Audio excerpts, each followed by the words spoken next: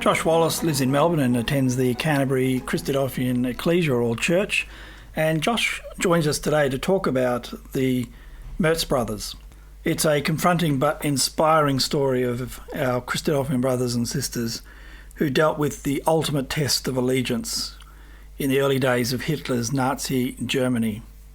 Albert Merz died on April the 3rd, 1941, and he was a German Christadelphian who was executed for refusing to bear arms in the Second World War. He belonged to the Merz family of southern Germany, who were leading members of what was then known as the All-Christian or Primitive Christian or Early Christian group, which was the German name for Christadelphians at that time. The All-Christian Church had its German origins due to the efforts of a Stuttgart tradesman, Albert Mayer, who had travelled to the United States before World War I and had returned after World War I and started a small ecclesia in the Stuttgart area. 3 Merz brothers came into the truth after finding a Bible floating in a river. As a result of their newfound faith, their lives were to take a turn that they probably would not have foreseen.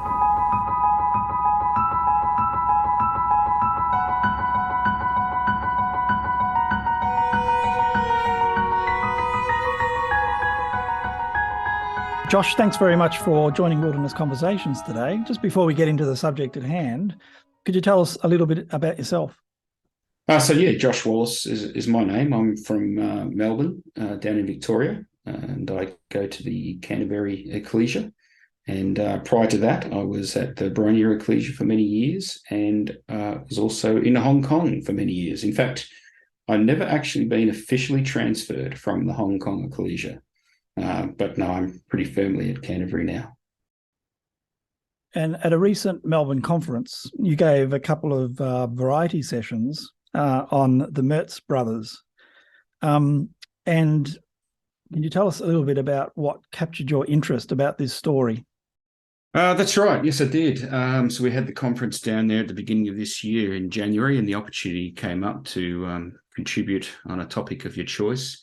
And I had been looking at this topic of the Merz brothers and the Third Reich.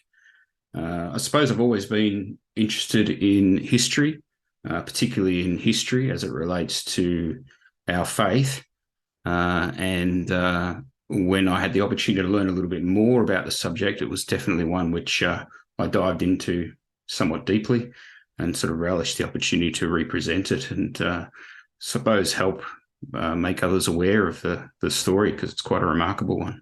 I must say, I hadn't heard the story, and I'm amazed, having now heard the story, that I hadn't heard the story. So I felt exactly the same way. It was, in fact, I felt privileged to know something of the story and somewhat obligated to share it. So, and without giving anything away, just to sort of whet one's appetite, it's a story around Christadelphians, particularly 3 brothers who were alive during the early days of the German Nazi regime and suffered accordingly.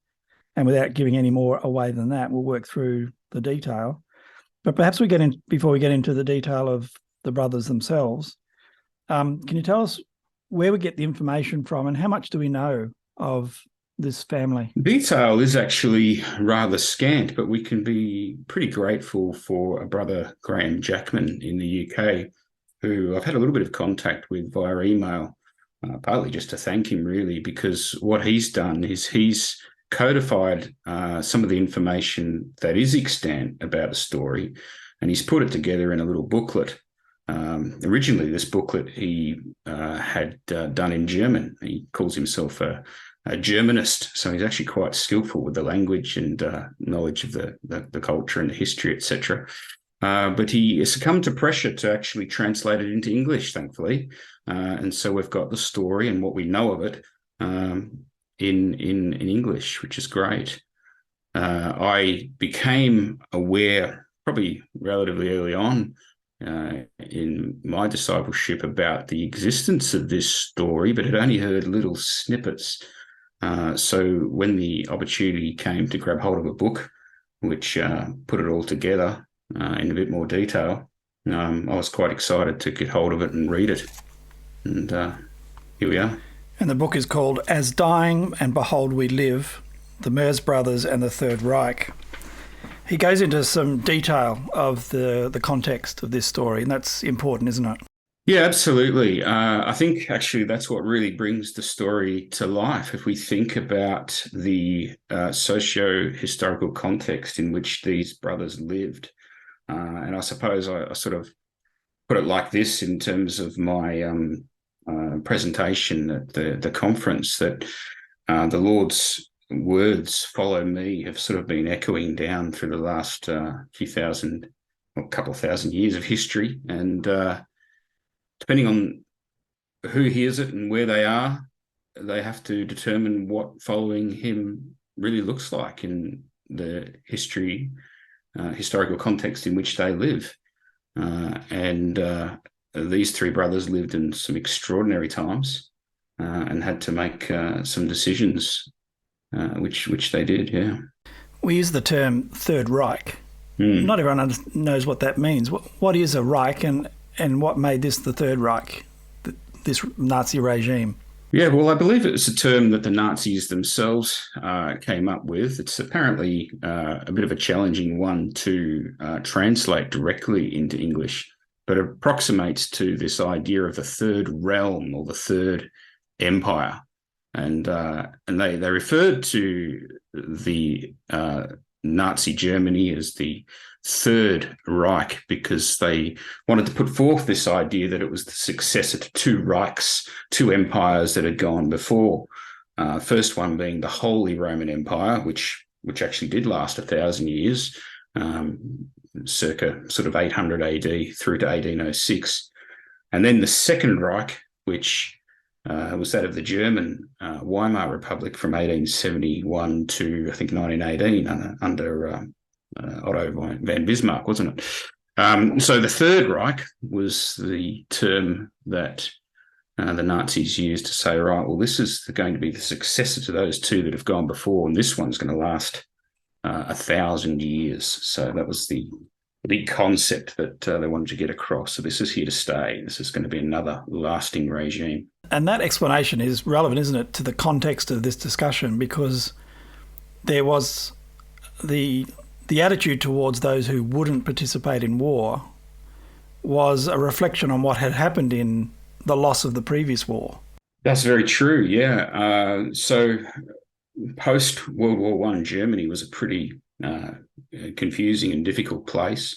The German nation, as it was then, was pretty scarred, really, from what had happened. And I suppose you could say that they were dealing with the what you might call the fake news that was being disseminated around at the time, that Germany hadn't lost, really, on the front.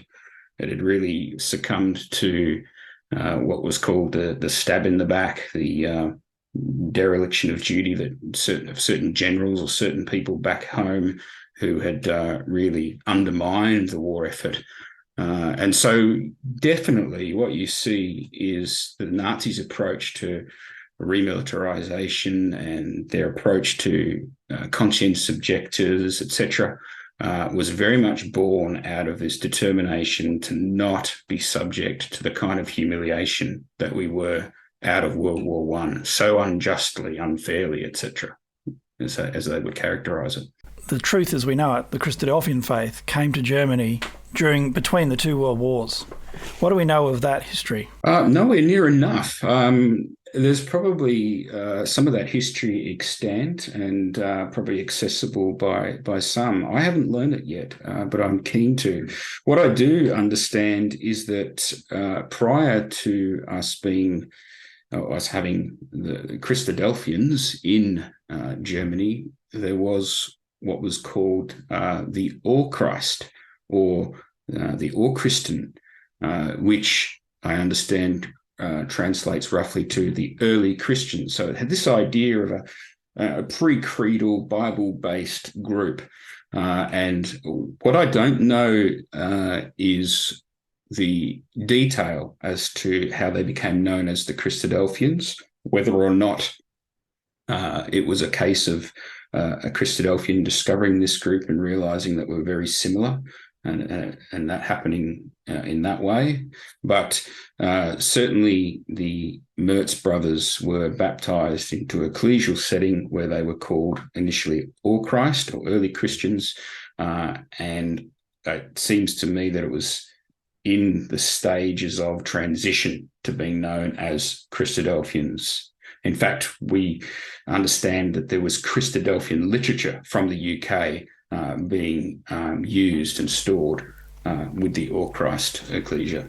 I looked up the subject on Wikipedia. There's actually a little entry in Wikipedia, and it talks about a Stuttgart tradesman by the name of Albert Mayer who travelled to the United States before World War One, came back to Germany after World War One, and happened to come to Stuttgart or just outside of Stuttgart.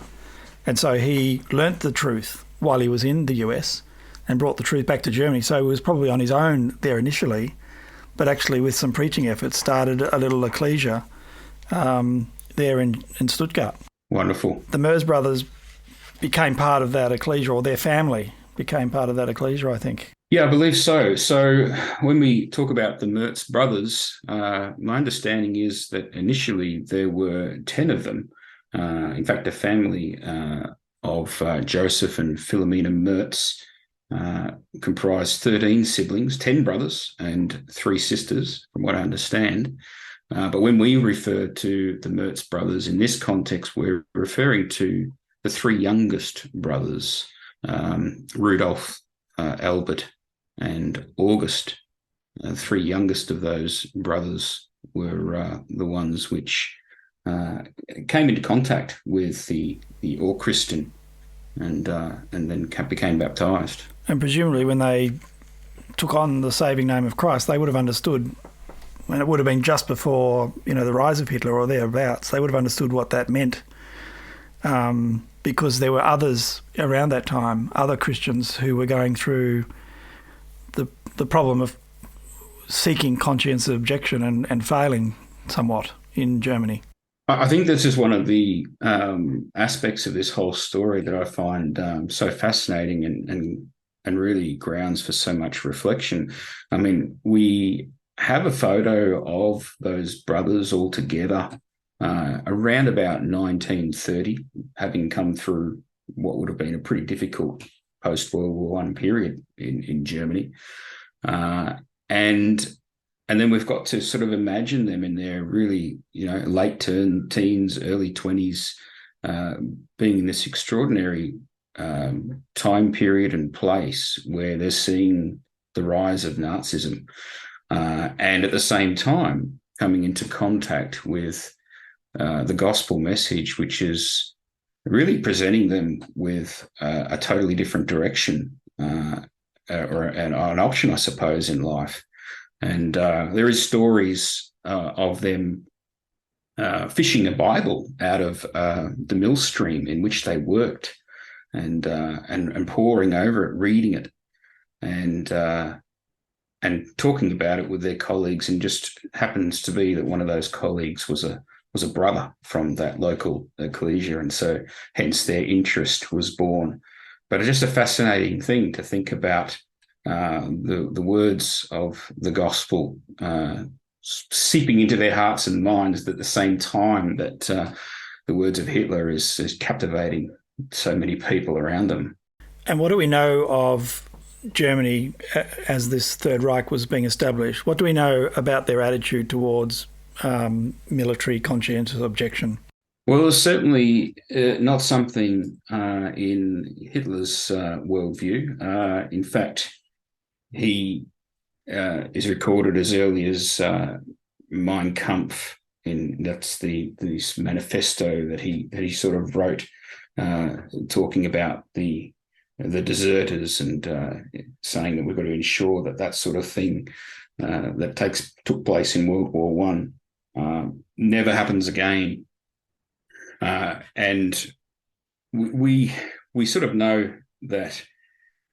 Just for the way that Nazism came into power and the way that Hitler was getting around with his brown shirts or the thugs that were under his control and command, that it was a very warlike, warmongering message that was, being pushed throughout Germany. In fact, I think it's one of the pages in the book. Graham Jackman shares that Adolf Hitler, only 9 days after he came to power, said something along the lines of the next 5 years must be devoted to building up armed forces. Every government measure has to be judged in terms of its usefulness in preparing the German people to fight. So it was pretty clear to a lot of people who had been paying attention that this man was on a warpath.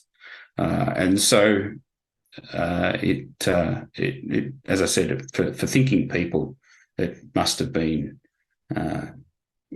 pretty obvious where things could be potentially heading. And where did that leave other Christian denominations? The Catholic was obviously probably the largest one. There was a large Lutheran population in Germany. Where did they stand with regard to this? Well, I suppose the call upon their allegiance just gradually grew. It's interesting, actually, as again, Brother Jackman outlines in his book, the Nazification of Germany really started to take hold pretty much as soon as he got into power, which was about 1933. And it was only a couple of years after that a lot of the people who were signing up to the military were swearing personal oaths of allegiance to Hitler himself. It was not really just an oath of allegiance to the German state as it had previously been. It was about rendering personal fealty to the man himself. And initially, I believe that there was some disquiet among Christians, but it was overcome fairly quickly. If you were a Catholic, it was not long before the stance of the church officially was you get behind the Führer all the way. And as you're probably aware, one of the very first sovereign states to officially recognize Nazi Germany was, in fact, the Holy See, the Vatican.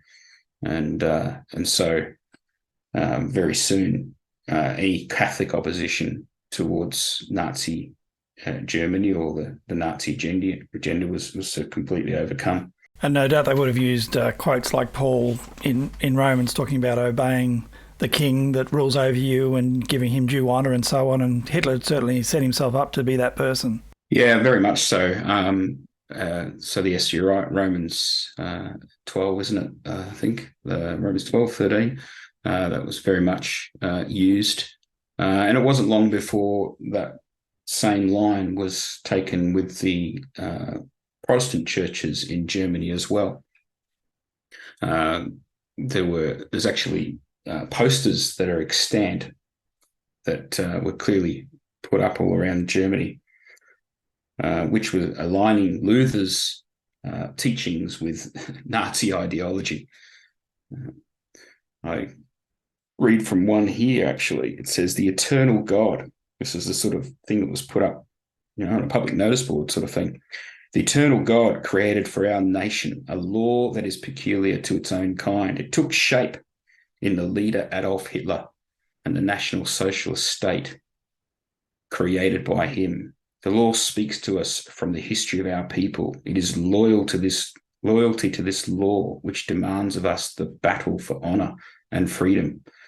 One nation, one God, one Reich, one church. Hitler's fight and Luther's teachings are the best defense for the German people." So, pretty remarkable that there was just this rush to support Nazi Germany by pretty much all the Protestant churches. And the exceptions were the Jehovah's Witnesses. I think a few of them suffered under a similar fate.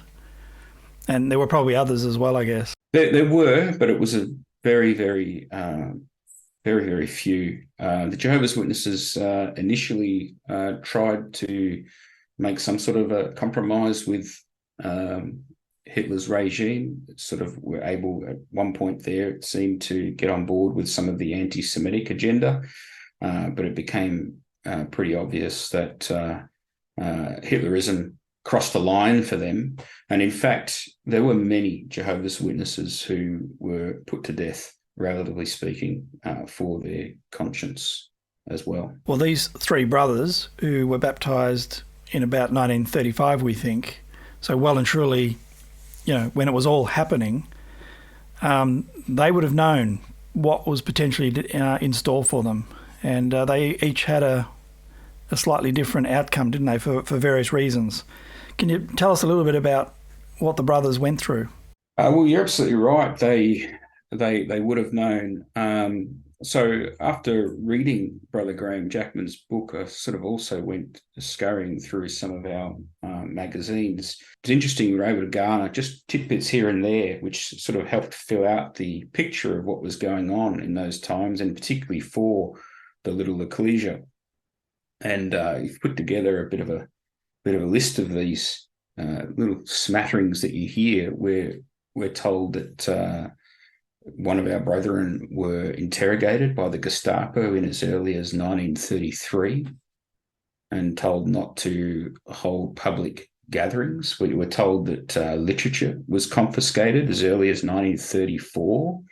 And this is around about the time, reading between the lines, that we've got the Merz brothers starting to show an interest in coming along and learning. We hear about memorial meetings being staggered in terms of their times, so that the legal maximum is never exceeded. We hear about a Gestapo officer warning one of the brothers of an impending raid, and the entire stock of literature, Christadelphian literature, being buried and preserved for use after the war. As one of the magazines had this little tidbit, which I found very intriguing and I'd love to know more, but apparently a sister, Eva Bogner, recalled going with her mother to Jewish homes to warn them of the danger that the Nazis presented. Again, you just think there's a whole story there that would be amazing to learn about. And this particular anecdote, I think, was really interesting. Apparently, speaking years after the war, a brother, Karl Waldner, stated that the constant exultation during those times was, whose are we going to be, Christ or Hitler's? There can only be one answer. We are the richest people in the world. We have the greatest hope. Faith is very easy in good times. We must have faith in these exceedingly difficult times.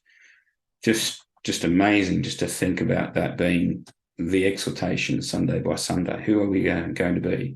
Whose do we belong to? Are we Christ's or Hitler's? It was all down to this question of allegiance. And so, it was in that context these brothers were baptised. So I think it says a lot to their commitment. It says a lot to their conviction, really, and not a little about their courage. And of course, the Christadelphians were very pro-Israel, perhaps more so than any other denomination. Sort of had a double whammy, wasn't it? They weren't prepared to offer allegiance to Hitler, and they espoused the fact that the Jews were returning to the homeland, and the hope is bound up with the promises to Israel. And that would have been a message that nobody wanted to hear in Germany at that time. That's right. And it was, as pointed out before, it was at a time when a lot of the Protestant churches were making their accommodation with Nazism, and that involved taking on their racial theory and taking on their anti-Semitism. In fact,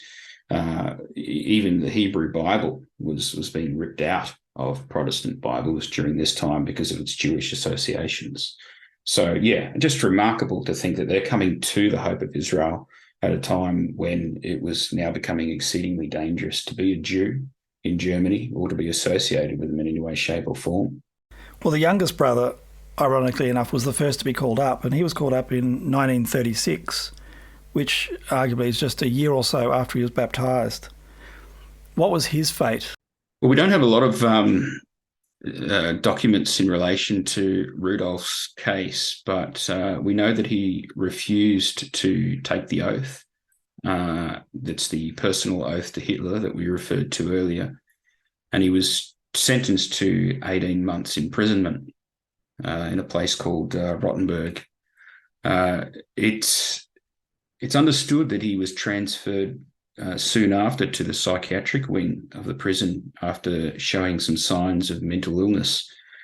So again, I guess we can only imagine some of the mental anguish that he was experiencing during that period. He was released apparently in 1938, called up again in 1940, and is recorded as having said, "I cannot serve two masters. I reaffirm my refusal to serve."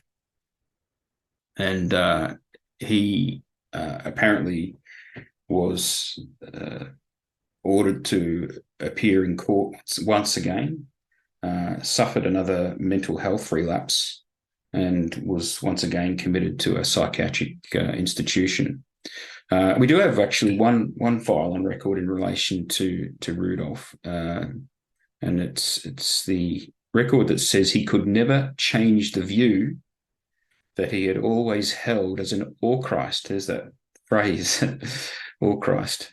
Even if it were to cost him his life, the central tenet of the faith of the Christian was that the return of Christ would happen in the very near future, and all members of this sect had to be guided strictly by the Bible. So that just gives us a little bit of an insight, I suppose, into what they were, what Rudolf was saying about his faith. And as I said, he endured some mental illness of sorts, and remarkably, he wasn't released until 1950, which is a long time. We understand that he worked as a crane driver after his release, never married, but died in as recently as 2004 at the age of 90, and he was a member of the Esslingen ecclesia all those years. And because there was no conscientious objection rules or accommodation, you'd get sentenced to jail or worse, as we'll see, for, say, a couple of years, and then you'd come out and you'd be recalled again, and you'd have to go through the whole process again because, you know, you're going to jail. It wasn't go to jail instead of going to war. It was go to jail because you've refused, and then when you come out, it's like, right, now try again. I mean, it's extraordinary. There's just no light at the end of the tunnel from that point of view. That's right. And we don't know, as I said, the circumstances surrounding that mental illness that he was experiencing, but it's just hard to get your head around what it would have been like to have to endure all of those, and particularly being the first of those brothers too, the youngest, subjected to all of that. Obviously, I never got to meet him, but I have spoken to a couple who did, and they speak of a lovely elder brother who was somewhat reserved and quiet, and certainly someone who had been through a lot. The next brother's name was August, and he was called up a couple of years later with a slightly different result. Yeah, so it's believed sometime in 1938 or very early in 1939. So, I mean, the Nazification of Germany is being thorough and complete by this time. You've got Hitler Youth trampling all over the place. You've got Hitler doing all sorts on the world stage. He's about to go to war with Poland. So, yeah, it's a pretty interesting political context in which he's been called up. We do actually have some documents that are extant in relation to his case. Said of him, the accused, this is August, who has no criminal record, did not obey the command to report to the regiment in Weingarten and instead sent the order back. He had to be fetched from his home on the 6th of February in 1939. We are also told In the barracks, he repeatedly disobeyed the orders of his commanding officer, Captain Petzold, to put on army uniform and take the oath of loyalty to the Führer. He states as his reasons that he is an Christ, and this religious conviction forbids him to kill human beings, even in case of war, and that he cannot act contrary to this divine command, however severely he is punished. His brother Rudolf refused to obey on the same grounds. So interestingly enough, August escaped the death penalty, but one could potentially argue he was subjected to something worse. He was sent to the Sachsenhausen concentration camp just out of Berlin. And those concentration camps, they weren't death camps, but they were camps where people were basically worked until they dropped dead, fed very little, treated appallingly. It would have been just an absolutely dreadful existence, no doubt. Utterly horrendous. I did actually, at one point in my mind, I was putting a distinction between the likes of Sachsenhausen concentration camp, which is in the heart of Germany, as I said, just out of Berlin, and the likes of Auschwitz or Dachau, which were fully blown death camps, as we know. But I visited Sachsenhausen back in December, just gone, and I was astonished to see that it too had a crematorium. It too had a shooting pit, and to be sent to Sachsenhausen was, in many cases, a sentence to death. The conditions there were inhumane. Thousands perished through malnourishment, cold, disease. The brutality of the guards. I was there actually in Sachsenhausen early December, and it was -7 degrees. It was the most uncomfortable day of my trip, mostly because of the cold. And I had a heated jacket, gloves, the works, and I was looking at these pictures of conscientious objectors in nothing more than pajamas, really. Bare feet. Bare feet with a purple triangle designating that was their reason for being there. And it's just hard to get your head around the degree of deprivation and cruelty that they were subjected to. So he was there for 2 years, or in prison for 2 years, and then it's not like then after 2 years you then go free. Well, actually, it's interesting. It's thought that he was there right up until the liberation of the camp. And, of course, when we say liberation of the camp, we might imagine Russians or Americans coming in and saving them. It wasn't like that.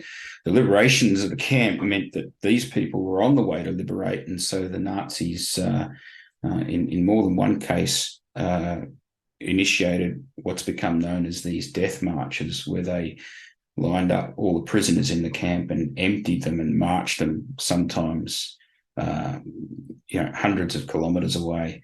And this particular death march, which left Sachsenhausen on the 21st of April in 1945, with Western forces sort of closing in, it had some 33,000 people in the march. Many of them didn't make it. There's pictures in the camp, or in what's now really the memorial, really, of all these people who photographed really having dropped dead on the way to a place northwest of the camp, a place called Schwerin, where the march ended. And it's believed that our brother was actually in that group, subjected to that death march. And survived all of that and went on to live a life. Do we know what became of him? Again, nowhere near as much as what we would like, but it is extraordinary to learn that he actually settled in Schwerin, which is where that death march terminated. And it's thought that he stayed there because he felt that it was an area where there were less Nazis after the war. and so he felt sort of more comfortable. What's extraordinary is that he married a woman named Ida, and there's a story, again, another one you'd love to know more about. There's a Merz family story that Ida managed to get food to August in that camp. Maybe she had a work placement nearby. But anyway, they were able to meet up after, and they married, and again, a wonderful story. Ida apparently was baptized in 1949. Amazing. Yeah.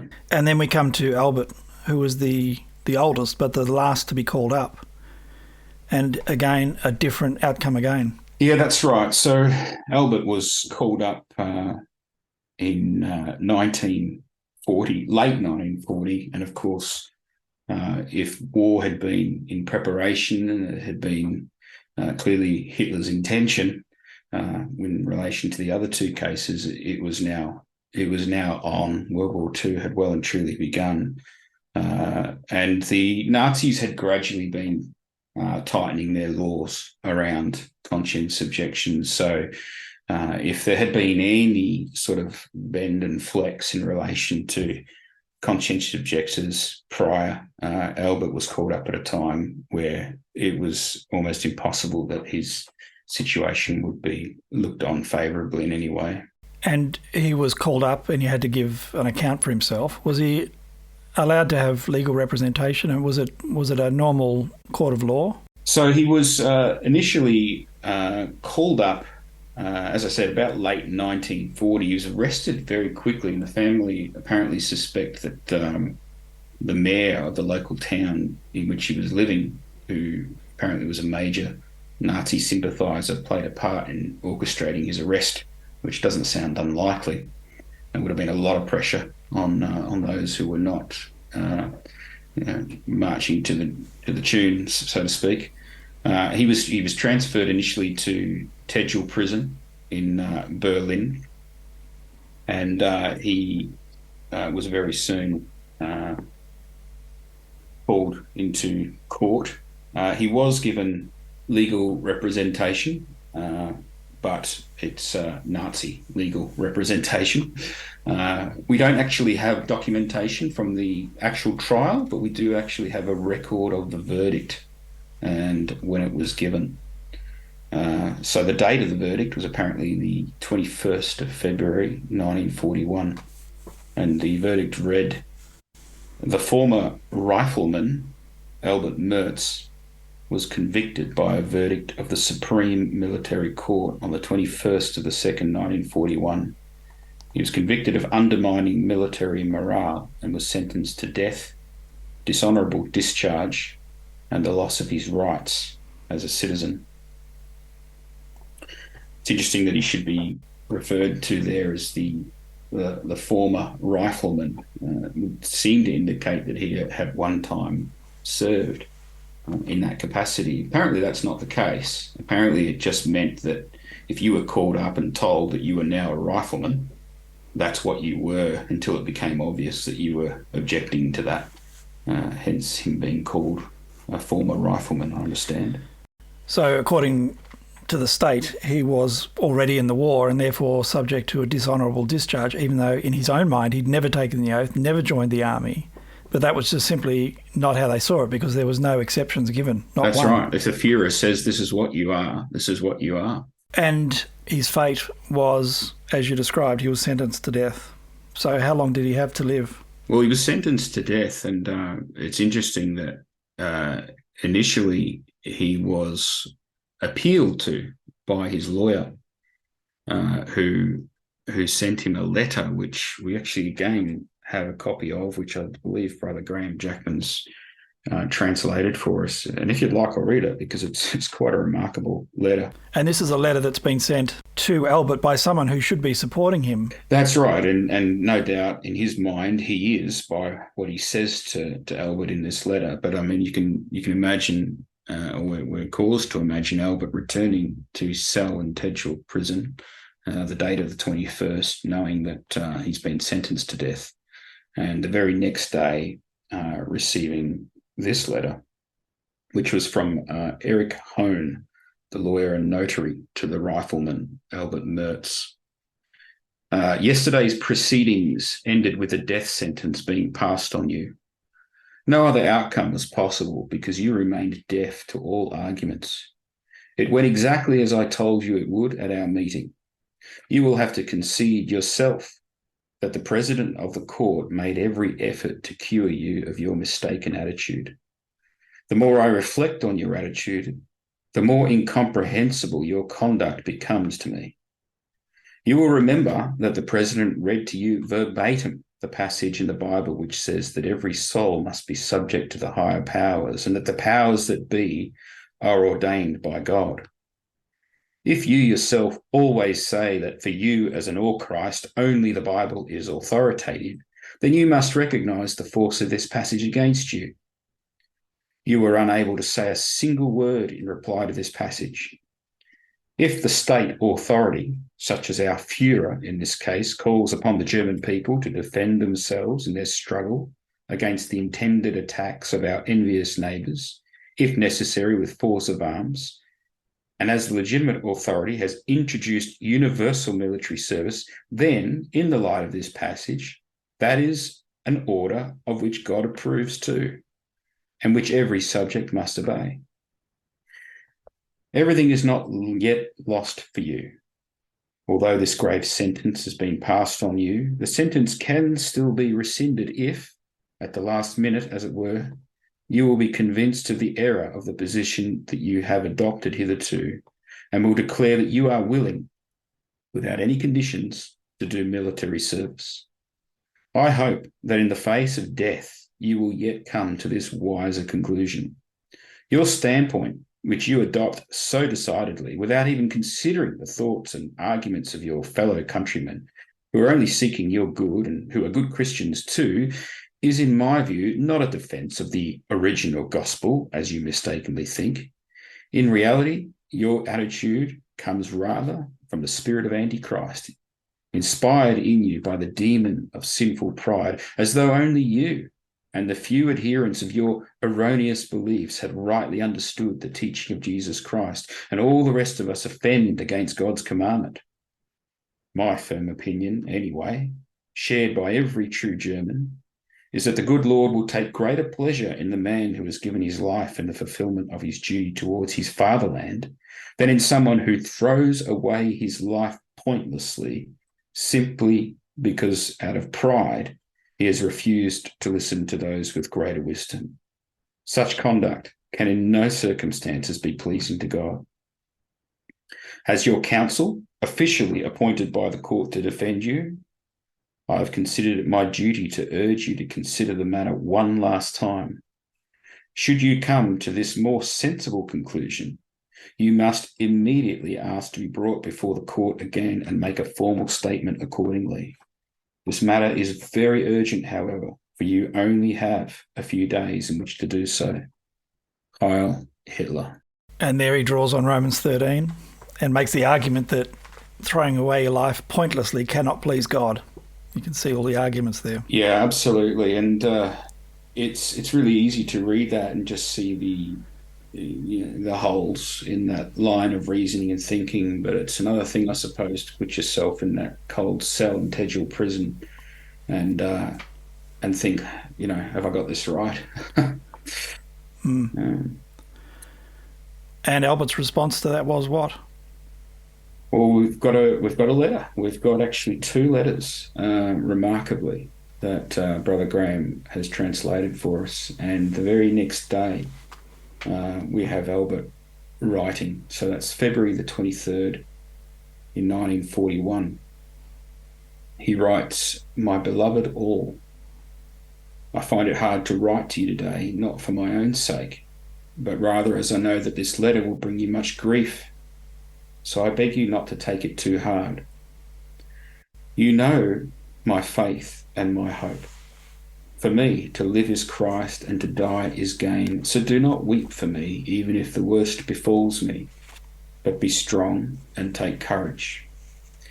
If I have been sentenced to death on the 21st of February and am to be executed, That simply means that the life which took on visible form in me will return to its source and will at the appointed time again assume this form. If my time now is at an end and I have to part, then remember that it is appointed unto men once to die, and after this the judgment. Tomorrow I shall submit a petition for clemency. Perhaps the court may yet show mercy on me, and even if not, I still hope to be allowed to write you once more.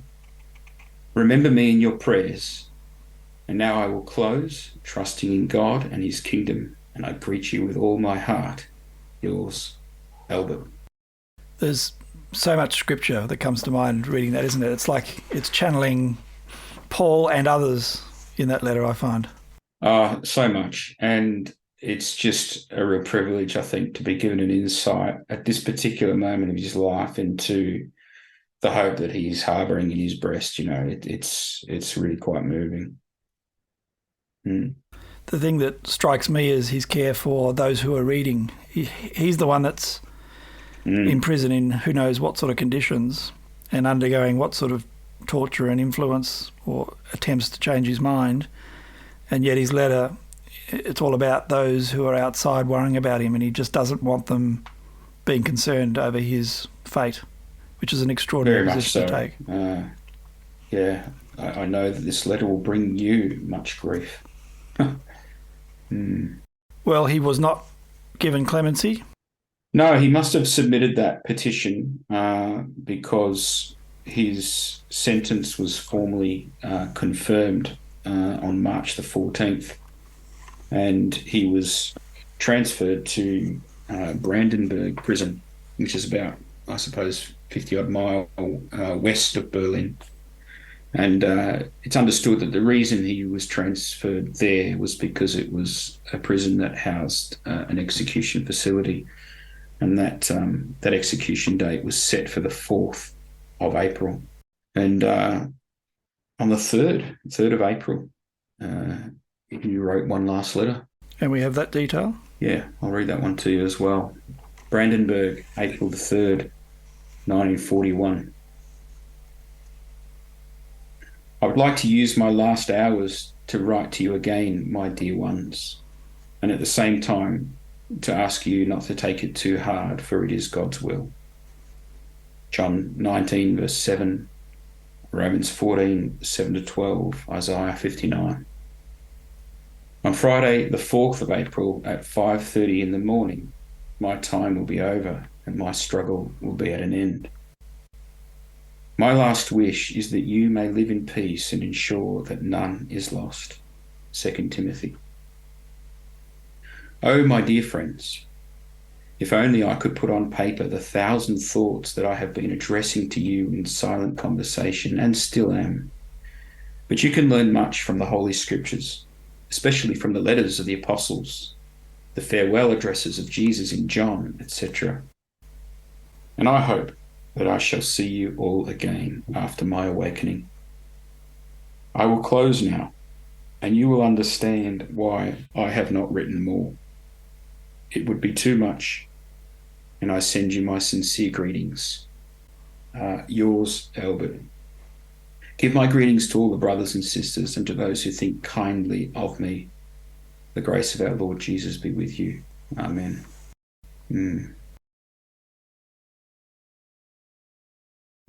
And Brother Albert died the next day. Very next day, 5:30 in the morning. He's led into a room which housed the guillotine. It's somewhat unknown, or little known, that the Nazis used the guillotine as much as the French did during the Revolution. And so from the moment our brother would have entered that room, it's believed that no more than 12 seconds would have elapsed. It was very ruthless, very quick, very efficient. What of this story means so much to you? What are the highlights for you? Well, I suppose I just think about that some 43 days or so that it must have been between his death sentence and his execution. All that time really just sitting in that cell, and a lot of time to think And I suppose it really, in the end, just got very simple for him. It was really down to that matter of allegiance. Am I Christ's or am I Hitler's? And I just can imagine him passing this whole experience and this issue over and over in his mind, and just coming back to that one conclusion: for me to live is Christ, to die is gain. That had to have been the mindset that he landed with. It's remarkable to think that sometimes we go through our life, don't we? We're just faced with a multitude of issues and questions, and we're trying to discern the way that the Lamb is leading us, and in the midst of a multiplicity of challenges. For him, it was just a very simple question: you give this oath to Hitler, or do you not? And if you don't, are you willing to suffer these consequences for your Lord? I suppose the other thing which is really interesting to think about is this claim on the part of Albert's lawyer that he was throwing away his life pointlessly. I mean, you think about him, he's 30 years of age, and it must have felt like he was being robbed, really, of so much. We're told that he loved to ride his motorbike. We're told that he had plenty of female admirers, but had not gone down that path. And he's sitting in that cell thinking, yeah, this is it. 30 years old. There must have been times where it did feel somewhat pointless. And this is why I think it's a really, really special little detail that apparently on the back of his letter, he wrote a poem which was the sort of poem that apparently you get on a sort of a greeting card at the local store. And it's called For the Wreath. And it says, what you are, you must be with all your heart, not only the bright flower, but also the plain leaf. It too belongs in the wreath. And it's got all that, connotation of the wreath, victory, of course. Timothy, we know he was in his mind, etc. But what's really interesting is that he didn't actually write that poem as it's traditionally presented at that time. He changed, according to Brother Jackman, he changed one word in the last line. The last line says, but also the plain leaf, it too belongs in the wreath. He changed it to also the plain leaf, it too has meaning for the wreath. And I find that extraordinary. I think if he's had 43 days to think about what he's going to write, I don't know that that's just him misremembering. In fact, I think it's more him rejecting the idea that he's throwing away his life for no purpose. It's his way of saying, look, 30 years old, I'm not going to get to blossom. I'm a plain leaf. That's all I can and ever will be. And life's been unfulfilled, etc. But does it have meaning? Well, yes, it has meaning. And I just think we've got a young follower of Christ with a simple choice, Jesus or Hitler. And what he was with all his heart and with his whole life. So I find that very moving. There's just a couple of verses actually that I've meditated on in relation to Albert's life. And the first one is Psalm 116, which says, it's a precious thing in the Lord's sight is the death of those who die faithful to him. And he did die faithful. And his hope, as he expressed it, was that I'll see you all again after my awakening.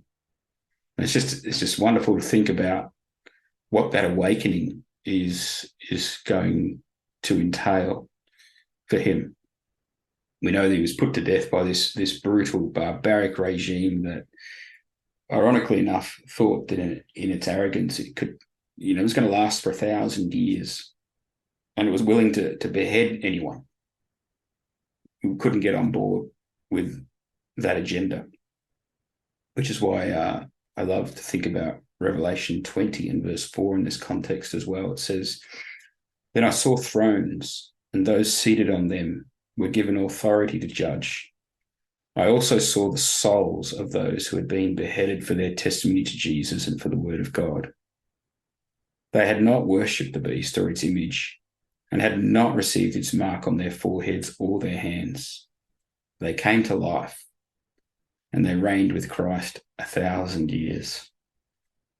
Just beautiful to think that, our brother suffered that exact fate, beheaded, for his testimony to Jesus, and yet he's going to have the Lord himself declare to him that his life was not pointless. And he's the one that's going to take part in 1,000-year-long run. Thanks for joining Wilderness Conversations. You're welcome.